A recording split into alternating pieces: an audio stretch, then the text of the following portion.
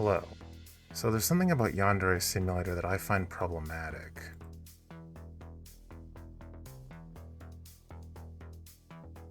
Namely, Yandere-chan is not a Yandere.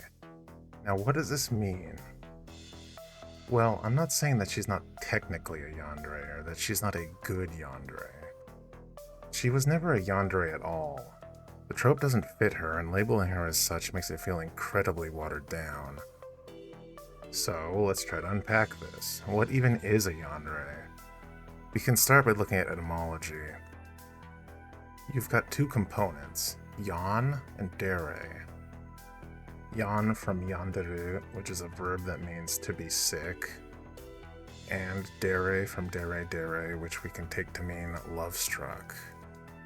So these characters have two modes, with one side being sweet and loving, and the other side being mentally ill or crazy. A corollary and perhaps more infamous trope is tsundere, who will be mean, bratty, or even cold towards their love interest while holding tender feelings towards them. There are other dere types as well. Sometimes, these personality traits are only especially pronounced around their love interest, and they might act fairly normal when they interact with others. Now, the term yandere actually sounds like it should be fairly generalized and easy to apply. After all, many characters, and even some real people for that matter, get a bit crazy when it comes to somebody they really care about. And this is in fact the case. There are many different types of yandere. You could make up entire games and stories where all the characters fit this trope to some extent, and people have actually done this. More on this later. But looking at Yandere Simulator, it feels like Yandev, or Alex, subscribes to a painfully limited definition of what a Yandere is, and worse, he executes it in such a way that it doesn't properly evoke the trope. The elements are hardly there at all. Yandere-chan, or Ayano, let's just call her that, is a psychopathic murderer. She's highly calculating with how she comes up with carefully designed plots to kill rivals or otherwise get them out of her way by any means. She is cold-blooded and shows little emotion. So little that she could actually be a great example of the emotionless girl trope. So, going back to the two parts, is she Yan? Your first answer might be yes, or at least maybe. After all, no schoolgirl acts this way. However, I don't think that's the correct way to look at it. There is a big difference between being mentally ill or crazy and simply being evil. Crazy people aren't always in control of themselves. Crazy people usually have a warped sense of right and wrong. A crazy person may do many counterproductive things that are not in their best interest since their view of the world is distorted. They don't see things as clearly as we do. For instance, they might hurt themselves, or they might get themselves in trouble even when such trouble is easily avoidable. They might make themselves look bad without meaning to, not through any mistake of theirs, but because they don't understand how normal people are going to judge their actions. Any plan that a crazy person makes will likely be flawed due to this. With Ayano, you never get the sense that her actions are anything other than very deliberate. She does these things because she wants to, and she simply doesn't care that they are wrong to do. Everything she does is to further her own interests, and she seemingly has a perfect understanding of how her actions will be perceived by the general population if they were to become known. So when she kills or otherwise takes down a rival, it's always entirely premeditated and calculated on her part. This is not how a yandere is supposed to be.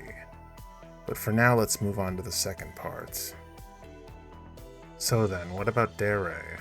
Let's split this idea into two aspects, internal and external. So you have the love that one would feel inside, and then you would have the warmth and tenderness that one might express towards their love interest. Ayano's character bio states that coming into physical contact with Senpai made her feel alive for the first time, and being apart from him made her feel empty again. But what is it about Senpai that makes her respond this way? What about him is special to her? It's not clear. If this was more fleshed out, then she would be a better fit for this. But as presented, it's like she's a robot. And Senpai is some kind of advanced piece of technology that lets her feel emotions like Data's emotions chip from Star Trek Next Gen. When a yandere is done right, you will come to understand exactly what they like about the other person. It could be something as simple as, oh, they were nice to me once when I was miserable and alone, or as extensive as a lifelong relationship with this other person, where they became more and more neurotic and emotionally dependent on them over time. This senpai helping her up thing doesn't really cut it because it is perfunctory. There's no reason to think it held any special meaning for him, and no reason to think that it should mean anything special to her either. Is this the first time anyone has ever done anything chivalrous for her? If not, then why him? We are given nothing to make us think that she wouldn't have become obsessed with some other boy if he had helped her up instead.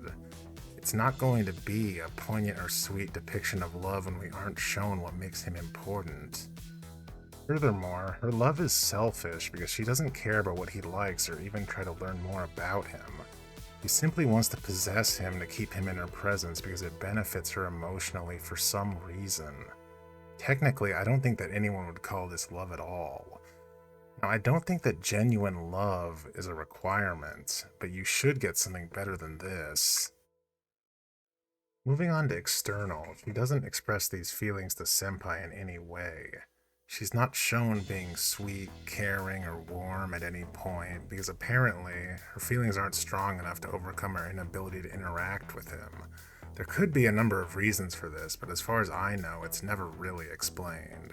But if he makes her feel complete and good, then shouldn't she be even better at being herself around him rather than completely shutting down?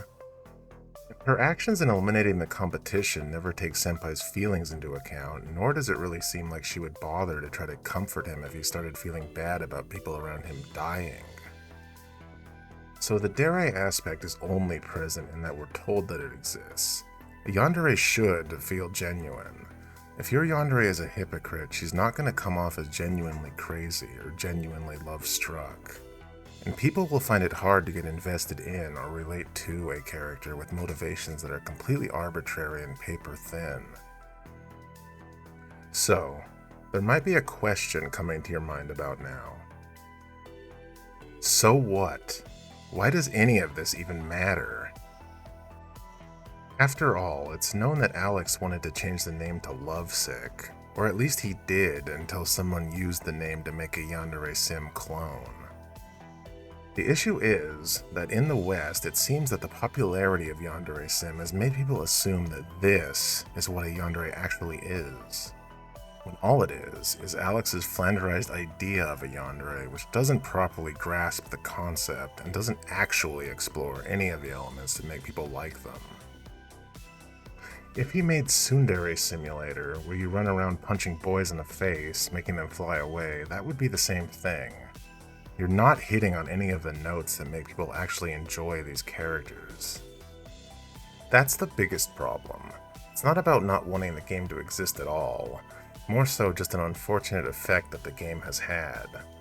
There is a reason why these character tropes like yandere and tsundere continue to be used. As polarizing as they are, many people enjoy them.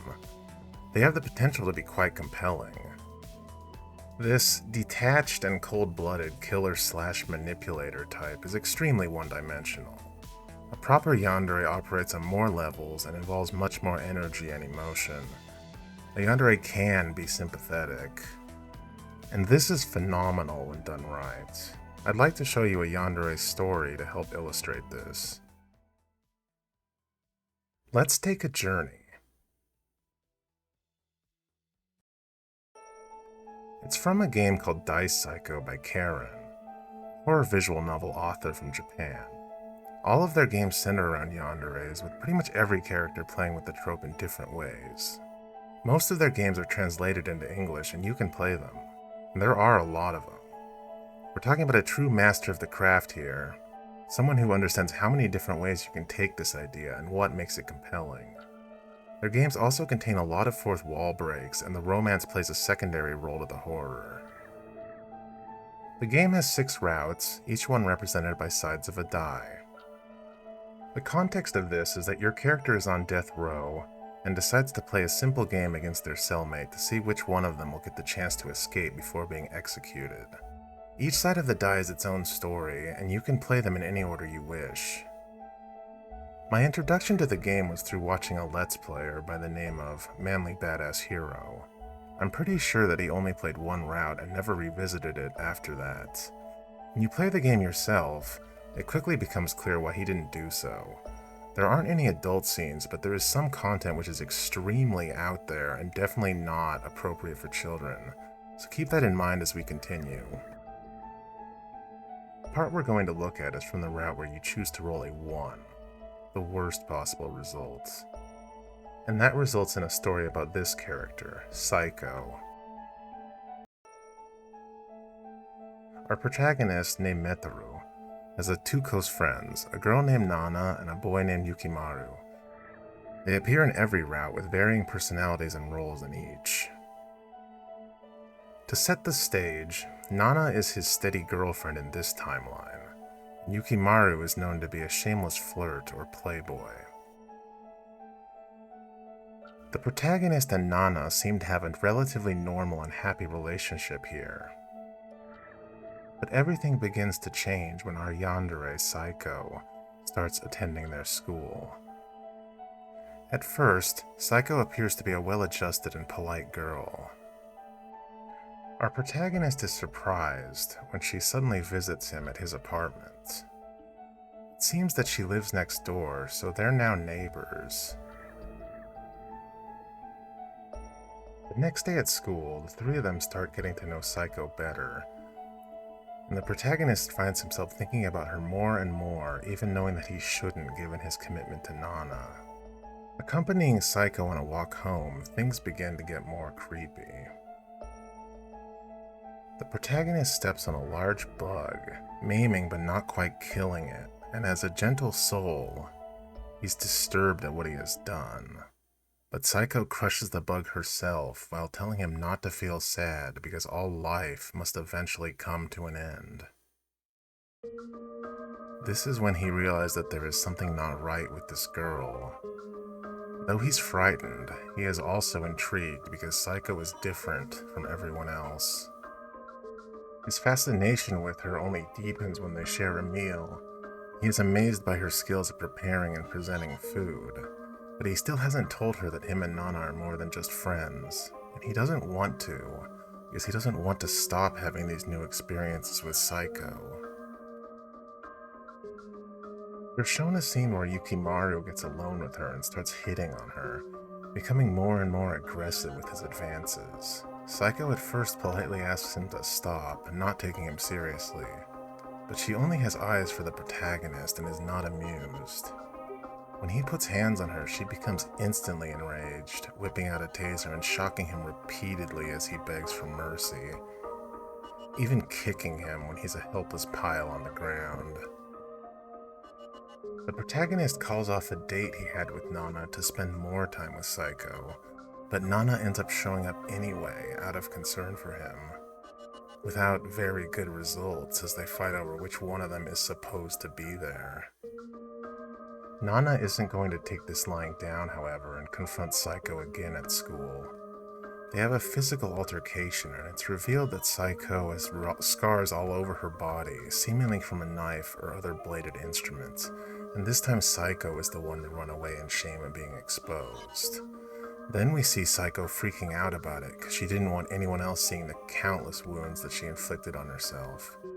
She feels a strong compulsion to kill Nana for this slight and for her interference. Note how this is a compulsion. It's something she can't control rather than a reasoned choice. Anyway, this all leads up to a scene where Psycho confronts the 2 of them under a bridge. And acts even more creepy than before. All of these little details really play into the horror aspect of the game. Finally, you have to choose between the 2 of them. Now, This was built up heavily, and the only sane choice is to pick Nana. Anyone in their right mind would choose Nana. Nana never does anything wrong, and Psycho comes off as deranged and maybe even dangerous for the main character. Bad things can happen if you make the wrong choices talking to her, and even if she didn't act like this, she's still trying to be a homewrecker, so your sympathy is with Nana by default.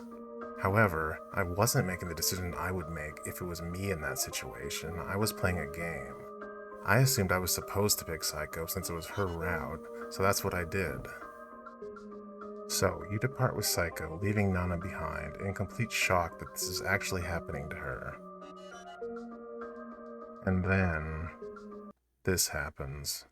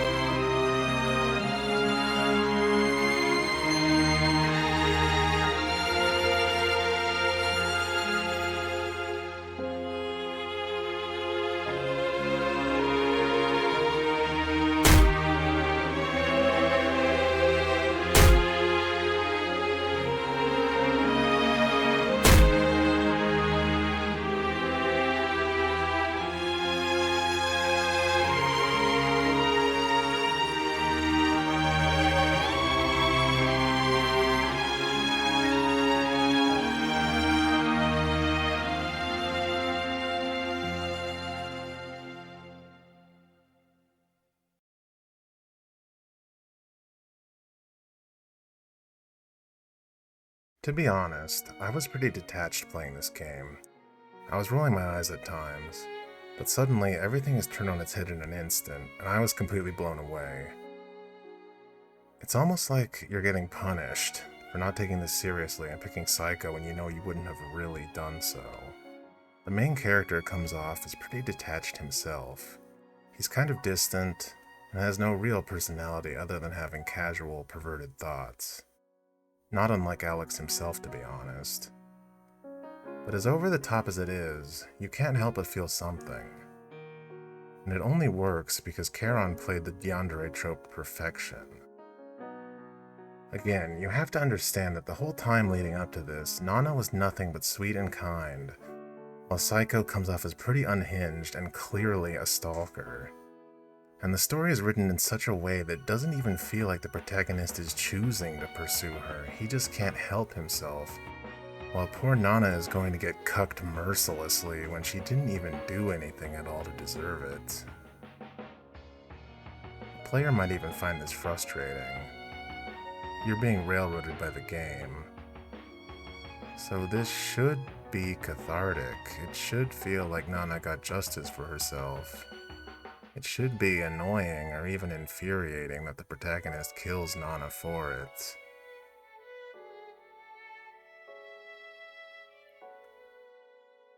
But it doesn't feel that way, because you see that Saiko did actually love the protagonist. She was just being herself. She couldn't help any of it. She was never happy. She's sick. She has a mental illness. It doesn't make what she did okay, but it means she wasn't doing it just to be malicious. While Nana, well, that's your call to make. And because of this, it was not her first priority to start killing people, even if it would have helped, which it obviously would have. Rather, she wanted to be with the person she loved, and be loved in return. She pursued that relentlessly in the only way she knew how until they got her killed, yet she dies with a smile on her face. It's tragic for her, but it also feels like she actually won. She finally found some peace from her madness, after losing all her limbs and dying. That is incredible. That's the thing about crazy people, they don't see things the way normal people do. A sane person isn't gonna be like, well, I'm dead, but I win anyway. A sane person would be devastated. A sane person makes a face like this. Just look at that expression. This is a look of despair so total that even Monokuma would blush. He didn't go insane. He fully understands what happened, and then he decides to kill Nana in cold blood. And somehow, it doesn't even come off as a surprise. Amazingly, it feels pretty understandable. The translation seems a bit muddled, but basically, he asks himself if this was all his fault, and he seems to decide that it probably was. Then, he realizes that it doesn't even matter, because he doesn't care. Watching Saiko die, with the last words that she left for him, is something that he knows he isn't going to be able to get over. He's never going to be okay with it, or okay at all, ever again. The happiness he lost will never come back. So he might as well kill Nana right now, since the way he feels about it is never going to change. This is dark. This scene, and this whole game for that matter, is legitimately dark. A work of fiction or game doesn't become dark simply because people die in it, simply because it has murder in it. But when it forces you to contemplate what it would be like to become a killer, how miserable you'd have to feel to make that decision, this total sense of hopelessness and having no way out, that is dark. Dark in a way that Yandere Sim will never be. It plays on the player's apathy and guilt. I played with a sense of detachment because I didn't want to let Saiko creep me out. In not wanting to be creeped out, I chose not to take her seriously or care. So Karen went a different way with it. He hits you in a different way that you aren't prepared for. It's like a boxing match. If your opponent keeps blocking you high, you don't keep trying to punch them in the face. You go for the gut punch. The duality of a yandere is what makes this possible. It can be creepy, disturbing, even repulsive, but also genuine in their feelings. And that is what makes them compelling. This combination has much more going on with it than a one-dimensional character does. I don't think another bad ending ever stuck with me quite like this one. Karen saves another brutal gut punch for the true ending of the route, which I won't spoil, other than to say that it was also disturbing and memorable, and it properly justifies Saiko's fixation with the protagonist. Anyway. In contrast, Yandere Sim feels clownish and it has none of these elements. Yandere-chan, or rather Ayano, kills for her love, because she sees Senpai as a huge enhancement to her life, but we're unable to empathize with her. We never really see her unhappy before meeting Senpai, or unhappy to be away from him, or even unhappy at all. The softer dere aspect either isn't expressed or is expressed as an absolute mockery of how a real person would experience it. Needless to say, it's hard to imagine that the senpai character would ever decide to kill someone out of revenge at her loss. Hell, it doesn't seem like senpai will fall in love with her at all without being forced to, and it even seems like she knows that and decides to force herself on him anyway. She makes no effort to try and become someone senpai would like or anything like that. She just aims to eliminate all other options, so she doesn't love senpai, not really. He doesn't matter to her, he is like an accessory. Alex didn't attempt to write anything that would make you care even a little bit, much less anything as ambitious as what Charon was able to do. Ayano is so completely flat as a character, and so obviously shallow, cruel, and just a bad person that she's completely unlikable. There is no way you can get invested in her self-centered mission and want it to succeed. If anything, it's the opposite. It's actually funny seeing her get apprehended.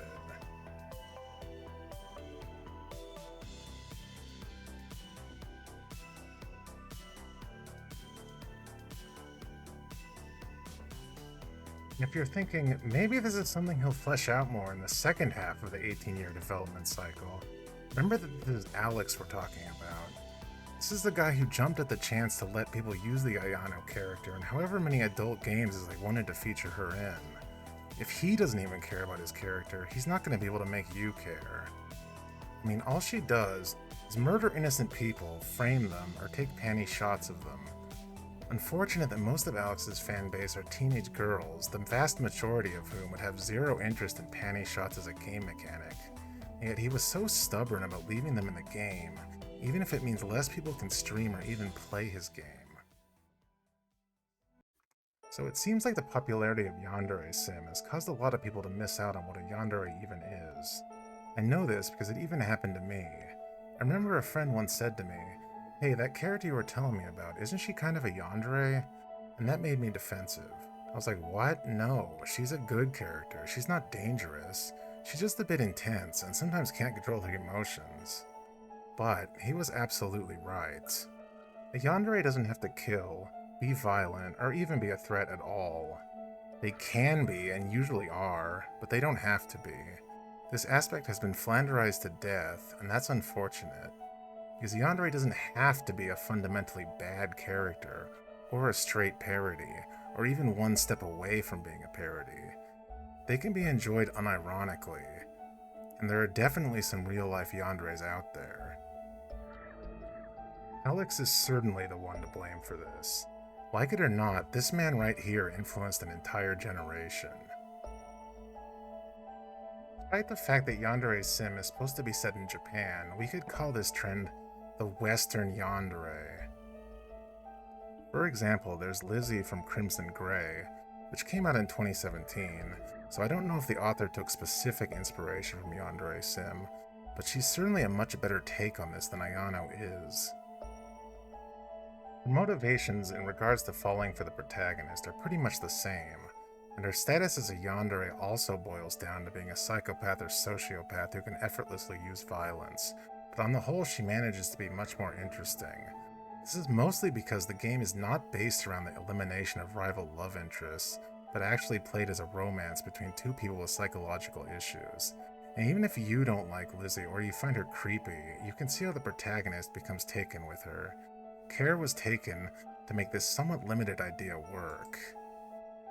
There's also a schlocky appeal to Lizzie killing people, using an axe of all things. It's so silly and edgy that it enters awesome parody territory and becomes entertaining. That's another thing. Sure, a yandere can be comedic, and it seems like this is what most people do appreciate about Western yanderes, the meme-worthy aspect. But Yandere Sim never capitalizes on this either. It never really tries to be funny. It's played mostly straight, and that's baffling, because it has nothing else going for it really. The bottom line is this: an unhinged character that would let the world burn for this one pure, all-consuming love that they feel, while unhealthy and not something to emulate, has the potential to be really awesome in execution. But it's clear that Alex doesn't understand these characters. Ayano's feelings for Senpai aren't even strong enough to overcome her own inability to talk to him. She feels no urgency whatsoever to get closer to him, and she doesn't care or even think about how all the horrible things she does might affect him. So her feelings are shallow and also selfish, and she doesn't kill for Senpai, she kills out of a megalomaniacal drive to isolate him. Sometimes she doesn't even kill, in the case that not killing would be more advantageous. She's Machiavellian. This kind of sober and self-interested decision-making is just the complete opposite of what a yandere is. It's safe to say that a yandere pretty much cannot be a straightforward villain. These are not compatible ideas. In conclusion, I'd have you ask yourself one question. Would Ayano still do these things if she had no chance of getting away with it? If there was no doubt that she would eventually be caught and imprisoned?